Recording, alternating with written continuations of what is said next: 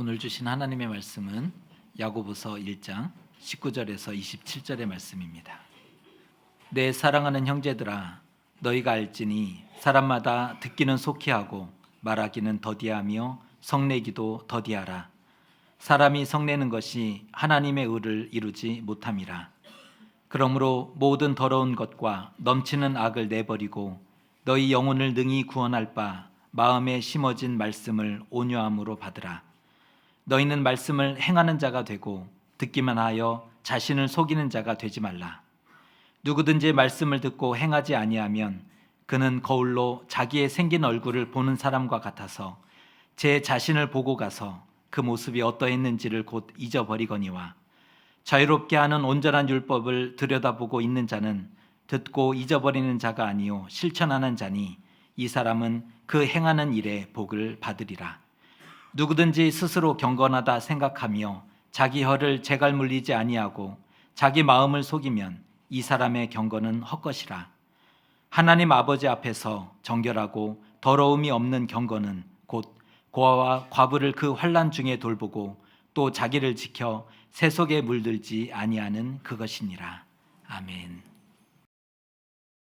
우리가 신앙생활을 하는 데 있어서 많은 교회와 목사님들은 하나님과 말씀을 믿을 때 우선 믿으라고 그렇게 얘기들을 많이 합니다. 뭘 고민을 해, 뭘 따져, 믿어.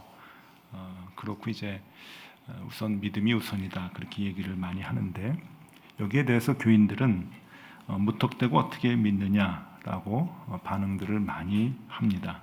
이해가 가야 믿을 수 있지 않느냐라고 하는 것이죠.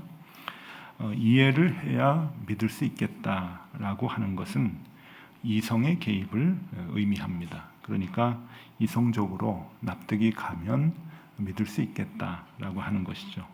왜냐하면 신앙생활 자체가 절대로 비이성적인 행위, 비이성적인 그런 그 모습들이 아니기 때문에 그런 겁니다. 그래서 교인들은 최소한 이성적으로 그리고 좀 이해를 할 수 있어야 우리가 믿음 생활을 할 수 있는 것 아니냐 그렇게 이야기를 하는 것이죠. 여기에 대해서 여러분들에게 한번 질문을 좀 해보도록 하겠습니다. 여러분들은 말씀을 이해하고 믿으십니까? 아니면 먼저 믿고 차차 이해가 되겠지 그러는 입장이십니까? 네, 어려운 질문입니다. 그리고 평생 싸워야 되는 질문이기도 하고요. 이 질문은 그렇게 이제 쉽게 할 수 있는 그런 그 질문이 아니고, 기독교의 역사와 함께 지금까지 오래도록 내려왔던 논쟁의 주제이고, 또 서로 이것이 옳다 저것이 옳다 많이들 이렇게 얘기하는 그런 부분입니다. 이성적으로 이해가 되어야 믿을 것인가, 아니면 먼저 마음으로 믿으면 후에 차차 믿을 수 있게 되는 것인가 하는 그런 문제입니다. 단순히 순서의 앞뒤의 문제는 아닌 것이겠죠. 하나님의 말씀은 여러분 이성적으로 이해가 가지 않는 부분이 많습니다. 어쩌면 대부분이라고 이제 볼 수도 있겠죠.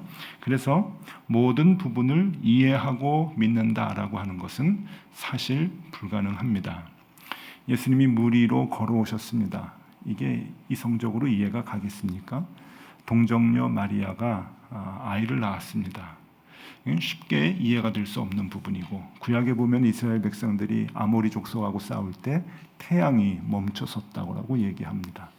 이거는 도저히 이해를 할 수 없는 부분들인데, 그런 부분뿐만이 아니고 여러 가지 성경에 있는 대부분의 상황들이 우리가 이성적으로는 이렇게 이해할 수 없는 그런 부분들이 훨씬 더 많습니다. 그러면 이렇게 이해할 수 없는 부분들이 대부분인데, 내가 좀 이해를 해야 하나님의 말씀을 믿겠다라고 하는 말은 도대체 무슨 뜻인가 하는 겁니다. 여러분, 제가 봐도 성경은 이성적으로 이해할 수 없는 부분이 대부분인데 저는 성경을 믿거든요. 그러면 그 말은 이성적으로 이해가 돼야 믿겠다라고 하는 많은 사람들의 이야기는 무슨 뜻인가? 그것은 성경의 모든 내용을 내가 납득하고 이해해야 믿겠다라고 하는 것이 아니라, 먼저 믿으면 나중에 이해가 된다라고 하는 그 순서에 대해서 나에게 이해시켜 달라고 하는 겁니다. 그것이 이해가 되면 믿겠다고 하는 거죠. 성경의 모든 비과학적인 것들이 이해가 돼야 믿는다는 것이 아니고 먼저 믿을 때 하나님이 나중에 그 것들을 다 믿을 수 있도록 해준다고 하는 그것조차 내가 이해할 수 있도록 납득을 해달라. 그래서 우리는 믿음의 길에 들어서게 되는 것이죠. 왜냐하면 매우 이성적인 사람이라고 할지라도 세상의 모든 일을 이해하고 행동하지는 않습니다. 신앙의 길도 역시 마찬가지겠죠. 이성만으로 모든 일을 이해하고 행동하지는 않는 것에 대해서 여러분 예를 하나 한번 들어보겠습니다. 우리 이성에 이제 맹점이 조금 있어요. 함정들이 좀 있죠. 어떤 대학 교수님이 이제 강의 시간에 학생들에게 이제 질문을 합니다. 이렇게 질문을 했어요. 한 남자하고 한 여자가 있는데 이 여자는 너무 얼굴이 예뻐서 천하의 미인이었나 봐요. 너무 얼굴이 예뻐가지고 그렇게 이제 그 얼굴을 이제 갖고 있는데 이 여인이 교통사고를 당해서 그 예쁜 얼굴이 상처를 많이 입어서 다시는 회복되지 못하는 그러한 이제 상황이 되었다. 그 아름다웠던 얼굴을 다 이제 잃게 되었는데 이 남자는 이 여자를 사랑할 수 있을까라는 질문을 하는 거예요. 그리고서는 세 가지 답을 이제 학생들한테 제시를 합니다. 여러분들도 한번 답이 어딘지 한번 체크해 보시면 좋을 것 같아요. 속으로요, 속으로. 1번, 당연히 예전처럼 사랑할 것이다. 이게 첫 번째고, 2번, 사랑하는 마음이 사라질 것이다. 그리고 3번은 아마도 예전처럼은 사랑하지 못할 것이다. 이 세 가지 중에 고르라 그런 겁니다. 1번은 긍정이고 2번과 3번은 부정이죠. 2번은 강한 부정이고 3번은 좀 적당한 부정이라고 이제 볼 수가 있겠죠. 남학생들에게 질문을 했더니 이제 남학생들이 대답을 합니다. 그 결과는 1번 10%, 2번 10%, 그리고 3번이 80%로 나왔답니다. 대체적으로 뭐 짐작이 갈 만한 그런 퍼센테이지가 아닌가 생각을 하는데, 그런데 이제 문제는 그 다음에 교수가 학생들에게 이렇게 얘기를 합니다. 나는 첫 번째 질문을 너희들한테 이야기할 때 이 남자와 여자의 관계가 연인 관계라고 얘기하지 않았다. 그러는 거예요. 그러면서 다시 얘기하는 거예요. 이 남자와 여자가 아빠와 딸의 관계였으면 어땠을까? 또 어머니와 아들의 관계였으면 또 어땠을까? 아까 같이 똑같이 답이 나왔을까요? 10%, 10%, 80%. 그거는 아닐 겁니다. 가족이라고 하는 것은 무엇인가 우리에게 엄청난 힘을 줘요. 사랑이라고 하는 그 힘을 주죠. 여기에는 절대적으로 이성이라고 하는 부분이 파고 들어오지 못하는 그 영역이 있습니다. 그러니까 이성으로는 절대 이해 안 되는 무엇이 이 가족이라고 하는 관계 속에서는 있다고 하는 거예요. 한 가지 이야기를 더 해보면은 어느 아버지가 밤에 조그마한 아들에게 이제 그 부탁을 합니다. 너 저기 먼 데 좀 있는 가게에 가서 내가 심부름 시킬 테니까 좀 물건 좀 사와라. 그렇게 이제 아이한테 부탁을 해요. 그럼 아이가 이제 두 가지 대답 중에 하나를 하겠죠. 아빠 정신 나갔어? 지금 밤인데 이 위험한데 이 어린 아들을 어떻게 아빠 보낼 수가 있어? 이렇게 얘기할 수가 있을 거고, 또 하나는 무섭지만 다녀오겠습니다. 그러고 다녀올 수가 있을 거예요. 아이가 아빠를 신뢰해서 뭔지는 모르지만 이유도 얘기해 주지 않았지만 다녀왔으면 아빠는 이렇게 얘기할 수 있을 겁니다. 고맙다. 아까는 내가 미처 다 얘기를 해주지 못했는데 이런 이유 때문에 내가 밤에 혼자 아빠가 너 다녀오라고 했어. 아빠 얘기도 안 했는데 아빠 믿어줘서 고마워. 아빠를 믿고 우선 따라준 거 너무 고맙다. 이렇게 얘기할 수가 있을 겁니다. 이해가 되어서 행동을 하면 둘 사이를 우리는 거래 관계라고 얘기를 합니다. 그러나 이해가 되지 않음에도 불구하고 행동을 하게 되면 우리는 그 사이를 신뢰 관계라고 말을 합니다.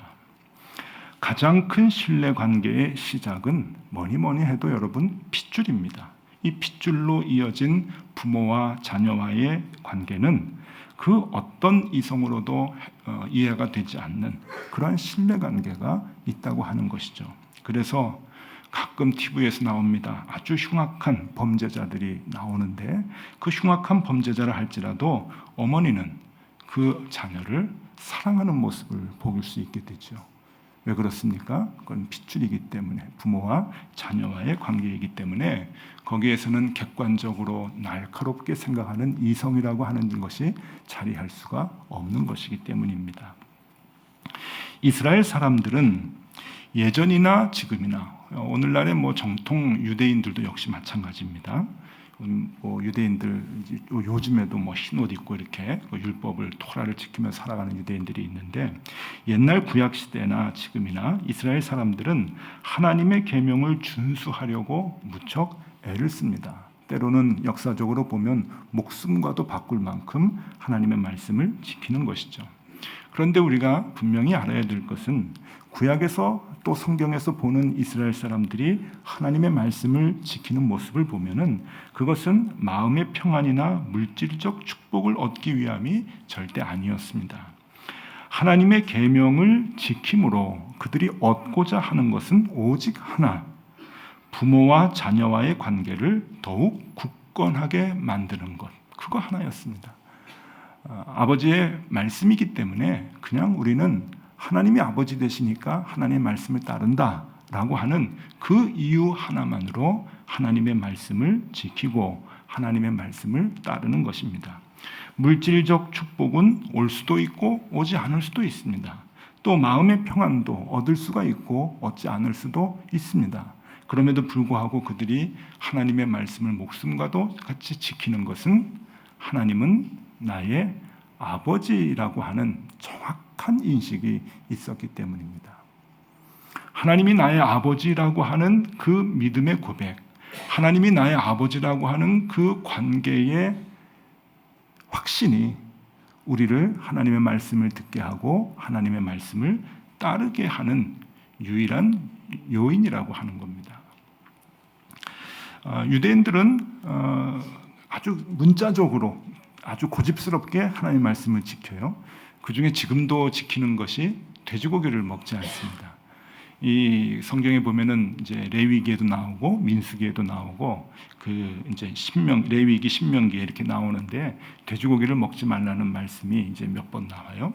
하나님이 돼지고기를 먹지 말라고 하는 이유 중에 하나는 돼지는 되새김질을 하지 않기 때문에 돼지고기를 먹지 말라 그럽니다.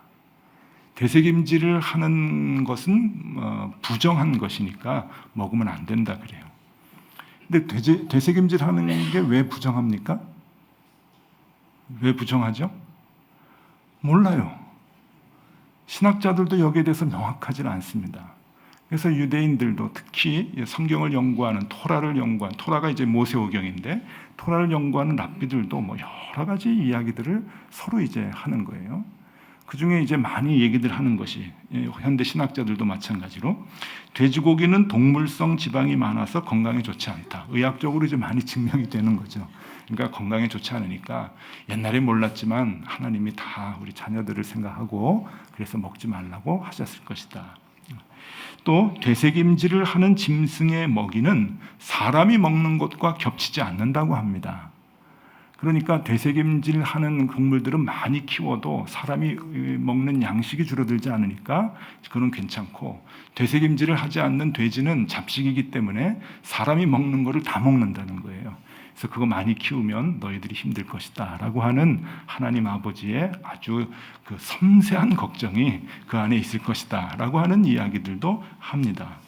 또 돼지고기는 조금만 온도가 높아도 부패하기 쉽기 때문에 이거 위생상 좋지 않고 건강에 좋지 않다라고 하는 이유들도 이야기를 합니다.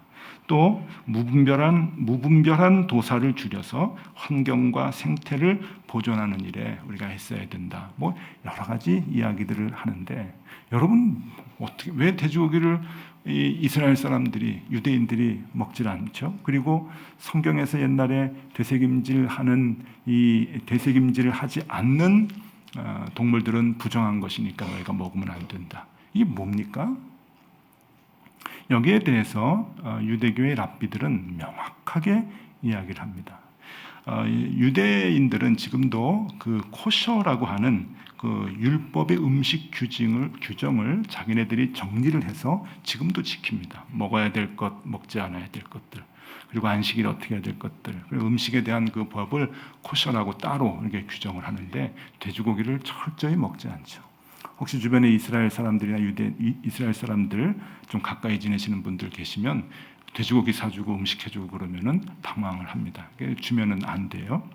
왜 그들이 돼지고기를 먹지 않는가? 이유는 명확하고 오직 하나입니다.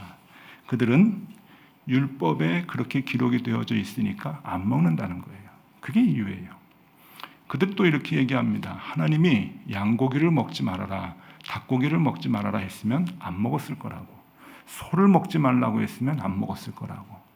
이유는 없다는 거예요. 그리고 이유를 찾으려고 애쓰지 않는다는 거예요. 왜? 아버지가 하라고 했으면 이유가 있다는 거죠. 그리고 자녀된 우리는 따르면 된다라고 하는 그 신뢰가 먼저 작용을 하는 겁니다. 코셔를 그들이 지키는 이유는 건강에 도움이 되기 때문이 아니라 바로 창조주 하나님이 그렇게 하라 하셨기 때문에 우리는 따른다라고 하는 믿음의 고백이라고 하는 겁니다. 이성적으로 이해할 수 없는 일들이 참으로 많이 있지만 하나님과 우리가 아버지와 자녀의 관계가 되는 것은, 그리고 그 하나님과 자녀라고 하는 관계라고 하는 것을 우리가 신뢰하는 것은 영적인 것을 보게 하는 근본적인 힘이 됩니다. 우리가 세상적인 이성으로 볼 때 볼 수 없었던 하늘의 나라, 그리고 세상적인 논리로 볼 수 없었던 그러한 영적인 모습들을 하나님과 나와 아버지와 자녀와의 관계라고 하는 것을 믿고 우리가 따라갈 때 그 눈이 열리게 된다고 하는 것이죠. 여러분, 이 세상 사람들 중에 많은 민족들이 있는데 이 세상 많은 민족 중에서 가장 이성적인 민족이 이스라엘 사람이라는 건 아시죠? 그들은 굉장한 논리를 갖고 있습니다. 엄청난 지식을 갖고 있죠. 그 지식을 자산이라고 생각할 만큼 그들은 굉장히 이성적인 사람들입니다. 아마 한국 사람들보다 훨씬 더 이성적인 사람이라고 우리는 인정할 수가 있는데, 그들이 비이성적이기 때문에 하나님의 말씀을 문자적으로 지키는 것이 절대 아닙니다. 그것을 다 이해했기 때문에, 하나님의 명령을 다 이해했기 때문에 따르는 것이 아닙니다. 그들은 단지 하나, 하나님이 우리의 아버지이다라고 하는 그 믿음 때문에 아버지의 말씀을 그냥 따라서 행합니다. 왜? 아버지의 말씀은 따라서 행할 때 그 관계가 더 굳건해지기 때문에 그런 것이죠. 밤에 무섭지만 너 저기 가서 물건 좀 사와라. 구멍가에 가서 물건 좀 사와라. 못 가요. 아버지 정신 나갔어요. 이렇게 나오면 그건 아버지와 자녀와의 신뢰관계가 아닌 거예요. 예, 이유는 모르겠지만 아버지 일단 말씀하시니까, 필요해서 말씀하시는 거니까 제가 다녀오겠습니다 라고 하는 그 믿음의 고백이, 그 신뢰관계가, 그 신뢰가 우리의 믿음을 형성하게 된다고 하는 것이죠. 그래서 하나님의 말씀을 따르는 것입니다. 여러분, 지금까지 살아오시는데 다 이해가 되시던가요? 성경의 말씀 말고 여러분들이 살아왔던 과거, 여러분들이 이력서를 써왔던 그러한 인생의 여정들이 다 이해가 가십니까? 이해가 가지 않는 부분들이 얼마나 많습니까? 이건 성경의 말씀만 얘기하는 것이 아니에요. 이해가 가지 않는 부분들이 너무나 많고, 그때는 왜 그런 결정을 했었고, 그때는 왜 그런 일들이 일어났었고, 그때는 왜 내가 거기에 갔었고, 그것만 안 했으면, 그 결정만 안 했으면 좋았겠는데 라고 하는 일들이 너무너무 많아서 이해가 안 가는 부분들이 너무 많이 있지만, 우리의 인생을 이성적으로 이해할 수 없는 부분들이 너무나 많지만 하나님은 나의 아버지시고 나는 주님이 지으신 피조물이고 하나님의 아들이다 라고 하는 그 관계가 돈독하게 형성이 될 때 우리는 많은 것들을 감사하면서 안고 갈 수가 있는 것이죠. 그것이 믿음이라고 하는 것입니다. 하나님의 말씀을 듣는 것은 그 하나님과 우리와의 관계가 아버지와 자녀와의 관계라고 하는 것을 증명해 주는 것이죠. 그래서 성경은 말씀을 듣는 것으로는 안 된다. 말씀을 행하는 것이 말씀을 듣는 것이다 라고 이야기를 합니다. 제가 우리 두 아이에게 야 이것 좀 아빠가 좀 필요한데 좀 해주라 그러면은 그 말은 두 아이들이 다 들었어요. 그러나 말을 잘 듣는다라고 할 때는 그 말을 행하는 아이가 듣는 거죠. 귀로 듣는 것은 의미가 없는 거예요. 그것을 행하는 것을 우리는 말을 듣는다라고 이야기를 하는 것이죠. 야고보 사도는 오늘 그것을 우리에게 꼬집어서 얘기해 줍니다. 오늘 야고보서 1장 22절 말씀입니다. 너희는 말씀을 행하는 자가 되고 듣기만 하여 자신을 속이는 자가 되지 말아라. 들어야 한다. 그 듣는 것은 행하는 것을 포함한다고 얘기하는 거죠. 행할 때 진짜 듣는 것이다. 그래서 말씀을 듣는 것이 행함으로 나오는 것이고 그것이 믿음이기 때문에 성경은 믿음은 들음에서 난다는 이야기를 하는 것이죠. 그래서 로마서 10장 17절에 보면은 사도 바울은 분명히 얘기합니다. 그러므로 믿음은 들음에서 나며 들음은 그리스도의 말씀으로 말미암았느니라. 무슨 얘기입니까? 거꾸로 얘기하면은 우리의 믿음이 증명되는 것은 하나님의 말씀을 행하는 것으로 증명이 된다는 거예요. 들음은 행하는 걸 얘기하는 거잖아요. 네가 믿음이 있다고? 그러면은 말씀을 듣고 행해야지. 그 행하는 것이 너의 믿음을 증명하는 것이다. 하나님이 너의 아버지라고? 그러면은 그 말씀을 듣고 행하는 것으로 네가 하나님의 자녀라고 하는 것이 드러난다라고 하는 말씀입니다. 그래서 하나님의 말씀을 따르는 것은 소명입니다. 우리가 신앙생활을 하는 데 있어서 하기 힘든 것이지만 하기 힘든 것을 억지로라도 결단해서 하는 것을 소명이라고 한다면 하나님의 말씀을 듣는 것도 소명입니다. 왜? 말씀을 듣고 따르는 것은 쉬운 일이 아니기 때문에 이성적으로 납득이 안 가는 부분들이 많기 때문에 그러나 아버지께서 말씀하시니 자녀된 내가 신뢰하며 따릅니다. 그러고 힘들지만 따라갈 때 그것이 우리의 소명이 된다고 하는 것입니다. 야고보서 1장 21절에 보면은 우리에게 중요한 것을 하나 얘기해 줍니다. 그러므로 모든 더러운 것과 넘치는 악을 내버리고 너희 영혼을 능히 구원할 바 마음에 심어진 말씀을 온유함으로 받으라. 하나님의 말씀을 따라 살면 우리가 이제 구원을 받게 되는데 방해 요소가 있다고 하는 거예요. 여기에 보면은 더러운 것과 넘치는 악을 내버리라고 했는데 여기서 이제 더러운 것은 헬라어 원어를 보니까 루파리아라고 이제 하는 단어인데 이 루파리아라고 하는 이 단어는 재밌어요. 이게 뭔가 하면은 귀 속에 있는 귀지를 얘기합니다. 그러니까 이 성경 말씀은 네 귀 속에 있는 그 귀지가 꽉 차가지고 소리가 안 들리게 되는데 그거 파버려라 하는 거예요. 그 들어온 거고 파버려라. 왜냐하면은 하나님의 말씀이 들리지 않기 때문에 그런 것이다 하는 거죠. 귀를 열심히 파십시다. 자, 여기서는 귀를 열심히 파야 된다라고 하는 얘기를 우리에게 하는 것이 아니고 하나님의 말씀이 잘 듣기 위해서 우리는 귀를 열어놓고 들어야 된다라고 하는 부분이 아니라 이건 뭘 얘기하려고 하는 거냐면은 하나님의 말씀이 들리냐 들리지 않느냐 하는 것에 1차적인 책임이 우리 자신에게 있다고 하는 거예요. 많은 분들은 하나님의 말씀을 듣지 않으려고 그래요. 요새 교회가 다 이 모양이니까 무슨 교회가 하는 얘기를 들을 필요가 있느냐. 아이고 목사님이 설교도 제대로 못하고 말씀도 제대로 해석도 못 해주는데 그 말씀을 우리가 어떻게 쫓아서 살겠나. 목사의 책임도 있고 교회의 책임도 물론 있습니다. 그걸 부정하는 것이 아닙니다. 그래서 저도 최선을 다해서 하나님의 말씀이 어떤 뜻이 올바른 것이냐 애를 써서 여러분들에게 말씀을 같이 나누려고 힘쓰겠습니다. 그러나 말씀이 들리느냐 들리지 않느냐의 첫 번째 관문, 첫 번째 책임은 내 자신에게 있다는 거예요. 내가 내 귀를 막아놓고 더러운 욕심에 사로잡혀 있게 되면은 하나님의 말씀이 들리지 않는다는 거죠. 그래서 억지로라도 내 귀에 있는 하나님의 말씀이 들리지 않는 그런 요인들, 내 삶 속에 얼마나 생활 속에 그런 요인들이 많이 있습니까? 바쁘시죠? 교회 한번 나오려면 여러 가지 일들이 막 마음에 걸리시죠?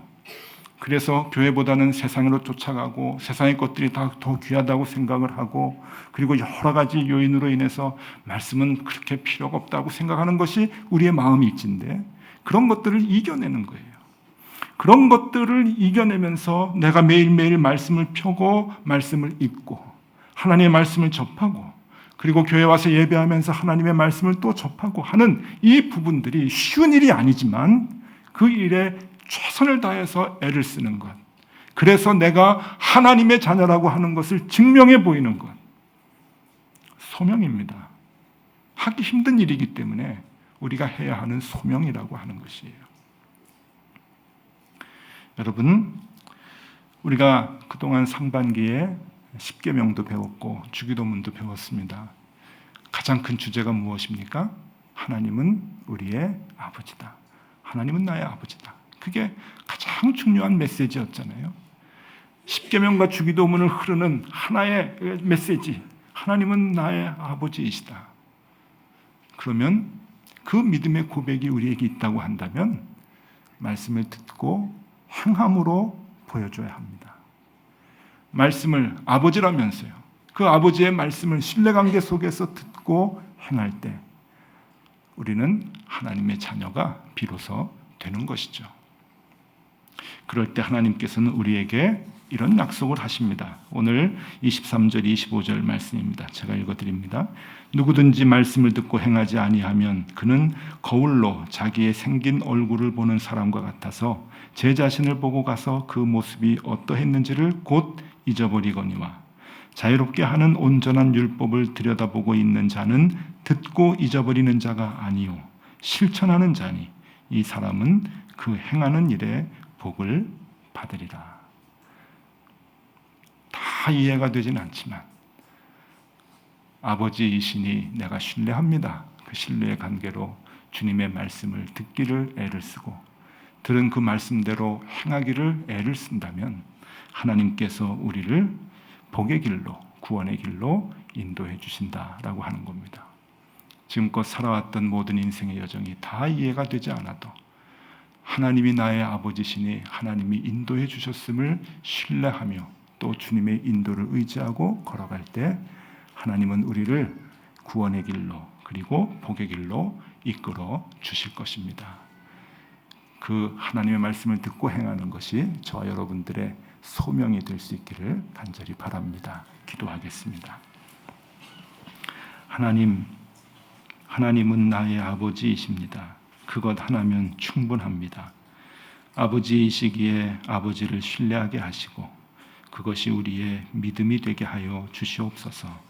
하나님의 말씀을 잘 듣고 잘 따라 우리가 주의 자녀임을 나타내게 하여 주옵소서. 예수 그리스도 이름으로 기도드리옵나이다. 아멘.